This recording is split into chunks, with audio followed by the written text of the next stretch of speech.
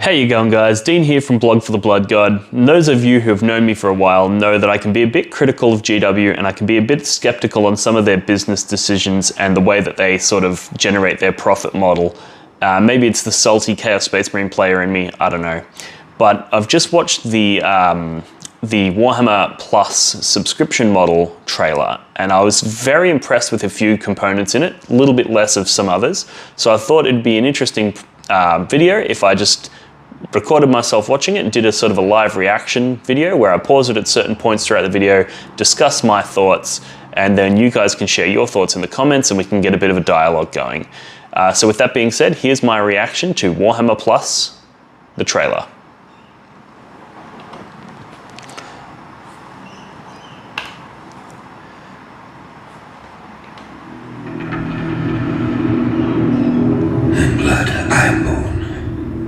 In battle do I live, in light do I rise. So it starts off with the Angels of Death, a little bit info there. That sort of features heavily throughout, but I'm really excited for that video. I'm not a huge Blood Angels fan myself, but the artistic style, I really like that deep, dark contrast, the noir sort of feel, but with those bright pops of color. I think that looks really cool, and I think it's going to be a really exciting video to watch just based on that. And the action scenes in it, I'm sure, will be fucking lit, as they are with all the like the video game trailers and stuff that they do, and the cinematic trailers within videos of video games. Just a feature length or a series of that would be awesome. So I'm keen to see what they cook up there. Knowledge corrupts. It is a dangerous thing. Now this one, not as excited with the artistic style on this video, but that line, knowledge corrupts, it is a dangerous thing, gets me very excited, because one of my favorite things in 40k is the philosophical concept of chaos and the way knowledge of chaos corrupts you. So you get that moral decision of what's the correct thing to do. Oppress a population and suppress them from having any access to the truth, or share the truth with them and risk them becoming corrupted by it. So you get that sort of situation where, you know, obviously if you completely hinder people from access to the truth, you get the Imperium, which is a corrupt, you know, horrible place to live in the Imperium. But if you give people unfiltered access to the truth, they become chaos, and that's obviously equally horrible. So there's sort of no good answer, and I really hope they explore that in thorough detail in this, whatever this video is.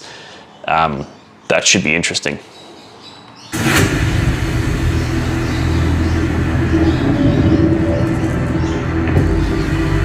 You shall comply within the hour, or by the Emperor you will wish you had.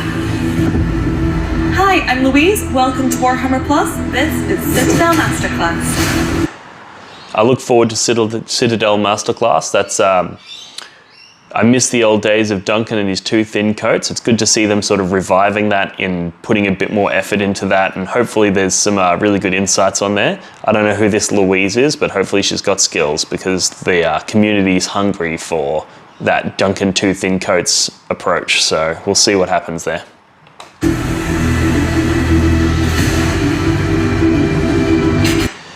These free miniatures are also fucking amazing. I really like the new style of the orcs, and that Vindicare Assassin is really cool as well.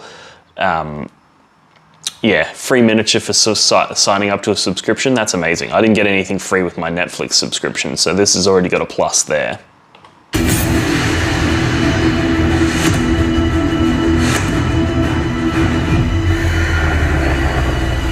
The Warhammer Vault, that's obviously really exciting as well. Hopefully they sort of just give us access to all of their backlog and then update it with new books as they come out. I hope it's not a matter of, you know, they give us 2 or 3 books to start off with and then just start one by one releasing really old books, because it's a really good way to combat piracy, because let's be honest, most of us pirate those things anyway. As you can see, I'm a huge fan of buying books. I buy all my books, but people pirate it, and that's fine as well, because not everybody can afford to purchase all the books that they want. But this is a good way of GW sort of trying to fold that part of the community that pirate things and try to get them into the legitimacy and give them access to the digital archives. So hopefully we get to see that become quite a comprehensive program. But we'll see what GW do with it. They've got a lot of potential to do a lot of good there.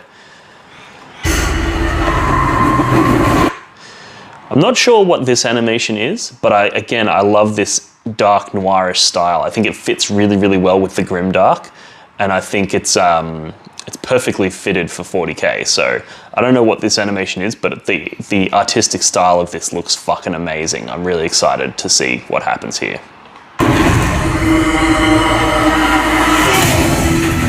Hi, I'm Patrick, and this is Battle Report. This is something that I'm particularly looking forward to. 40k battle reports provided by Games Workshop. There's a lot of potential here for them to do good. There's also some potential for this to be a bit of a flop. It all depends on the direction they take. The way I see it is they've sort of, as somebody who filmed battle reports, you've sort of got two modes. You can either do your hardcore competitive meta style, top tier tables, top tier lists, top tier players kind of battle report, or you can take a more narrative, fluffy, palatable, and balanced approach where you just take, whatever. Given that GW have access to obviously their entire studio and their entire collection of minis where they've got all of the studio armies, I think the quality, the visual quality, the camera quality, the lighting quality, the audio quality, the quality of the tables, the minis, everything is going to be premium as fuck. This is going to make every other Warhammer Battle Report channel look like child's play. However, where they might come unstuck, and I worry that they will, is they might do battle reports that are just, starter set versus a starter set style, where it's like, you don't really learn anything, it's not really that exciting, and, that could be the direction they head. Whereas for me, I think I find the most interesting battle reports are either the top tier competitive ones where they'll take 2 tournament winning lists and they'll throw them at each other in a video battle report, so you can sort of see what the top tier armies do, how they function on the table, and get a feel for that sort of thing, and how to beat them or that sort of stuff. And also you get to see the stratagems that are used that are really important and how they all work. So that's really important, and that's a really interesting type of battle. And the other one is the type that I like to do, where it's like big apocalypse games that are a bit silly and a bit full on, but something that not everybody has access to. Not everybody can put, 15,000 points of chaos on the table. So they're the two sort of types of battle reports that I think are the most interesting. And the third type, which I think is the least compelling, is the one where they just take 2 average players with average basic armies and have a basic game. I think people learn a lot less from that, and people are also a lot less excited by that. So it'll be really interesting to see what direction GW take with this, but either way, the quality of these battle reports is going to be phenomenal. So that's going to make it in a league of its own straight out the gate. Unbelievable things. You can't blame me for this. Everything that is flesh perishes, yet we will survive in the blood that flows through those that come after. Launch. Hello everyone, I'm Wade and welcome to Lore Masters. In this episode of Lore Masters, we will explore some of Abaddon's history. It is Lore Masters is another one that I'm really excited for. Having the authors and the GW staffers go through the lore of individual characters and stuff like that is going to be amazing. There's plenty of lore channels out there on the YouTubes, but this one I think is going to be particularly good just due to the ability of GW to bankroll it and put a ton of money into the editing, a ton of money into getting the right people on and talking about the right characters. It's one of those things where it's like, sure, you can read a book, but in order to have read all of the books and then piece together a character's story throughout those books can be quite challenging. So I'm looking forward to that. That's going to be really cool. All right, what's this Space Wolf one all about? glorious that my brothers would die as a son of us. I'm not really keen on that Space Wolves animation style, that sort of kids cartoon style. But I know that they are trying to appeal to a large range of different audiences, which is why you've got like the Angels of Death, where it's really grim and dark and, you know, scary looking, like the screen they're now. And then you've got the kids' cartoon style. I think it's fine for them to reach out across all of those channels, and I will watch all of these things. But I'm more excited for the, you know, the Angels of Death style stuff. You are blessed indeed to serve the Emperor. There is beauty in you.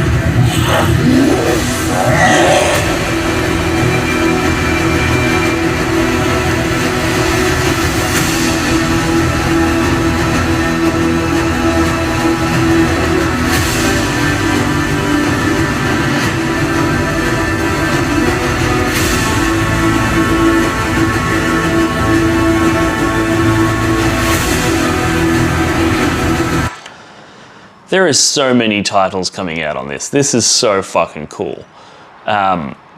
Most of those look like either short films or like a TV series style thing, which is really cool.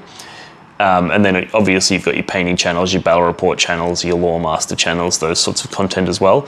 I think they're doing a really good job of taking the best parts of the Warhammer community on YouTube. Like the best parts are independent battle reports, independent lore reviews, you know, independent painting tutorials that people do. And then they're also taking the independent content creators and they're sort of rolling it all in underneath one banner and then pumping a fuck ton of money into that, which is really good to see. Hopefully the fact that these things are no longer independent doesn't stifle them. Like, I think a lot of the good content out there is good because it is independent.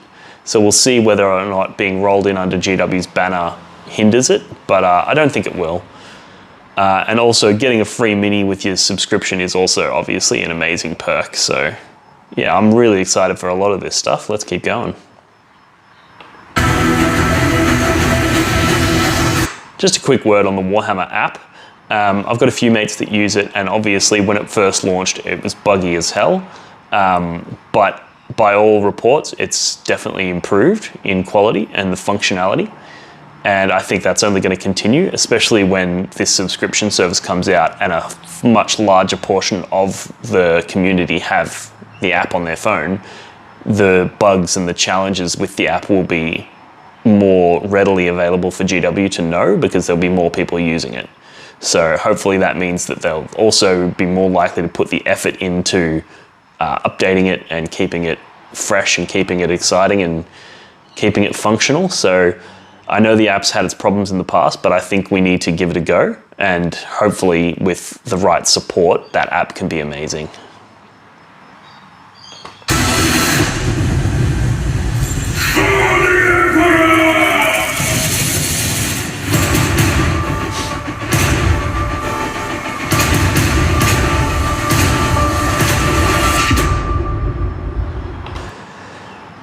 Is it even a GW video if they don't autistically screech for the Emperor? Anyway, looking at this, you got a monthly subscription of $6, annual for $60. In Australia, that'll probably be like $80 annually, which I'm totally fine with. That's a really good deal in my opinion for all of that content that we just saw, all of those titles. There's so much there, plus you get a free mini, plus you get the app. The mini itself is probably worth $40, so you're getting it at half price effectively. Yeah, that's really good value, and I actually think almost every person who's a Warhammer fan will have a hard time justifying not subscribing to this. So I feel like it's going to get a huge uptake. I think a lot of people are going to get on board, and hopefully GW see that as a sign that this is the sort of thing we're hungry for, and then produce more of it. But yeah, no, that's cool as fuck. It's a great deal. And then the video closes out with this Warhammer Plus logo, which is smooth as fuck. I like it. So yeah, that more or less summarizes my opinions and my thoughts on this new subscription model. I hope you guys enjoyed it, and I'd like to have a conversation in the comments below. So chuck a comment, let me know what you think. and we'll keep the conversation going there. As always, remember to like and subscribe, and also hit the notification bell, because I've recently found out that subscribing to someone's YouTube channel doesn't actually mean anything. All it does is let YouTube know that you like that type of content. If you actually want to see more of my content specifically, you need to hit the notification bell for some fucking reason. Anyway, thanks for tuning in. I'll talk to you guys next time. See ya. Do your objective markers ever get lost behind terrain or other models and become difficult to see? Do they ever get bumped and accidentally moved during a game? And do they ever spark arguments about distances? Well, not anymore. Introducing the blog for the blood god, not even remotely patented neoprene objective markers. Made from the same material as astronaut suits, or maybe military equipment, or probably neither of those things, this 2mm thick neoprene synthetic rubber is tear resistant, water resistant, and is designed to last. But that's not all. The blog for the blood god, not even remotely patented neoprene objective markers come in a variety of different designs and styles to suit any faction represented in the Warhammer 40,000 universe.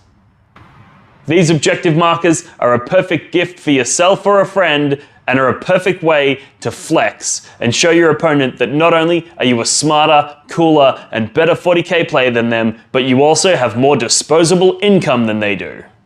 For the low price of $25, you'll get not one, not two, but 6 neoprene objective markers, perfectly designed for 9th edition Warhammer 40k. But wait, there's more. For a limited time only, people who sign up on Patreon to support Blog for the Blood God as a Skull Champion tier $5 per month member will gain access to a custom design service where I will design a unique logo to support their gaming club, like the one I did to the left here for the Potato Farmers local gaming club here in Melbourne. Follow the links in the description of this video to pick up your set today.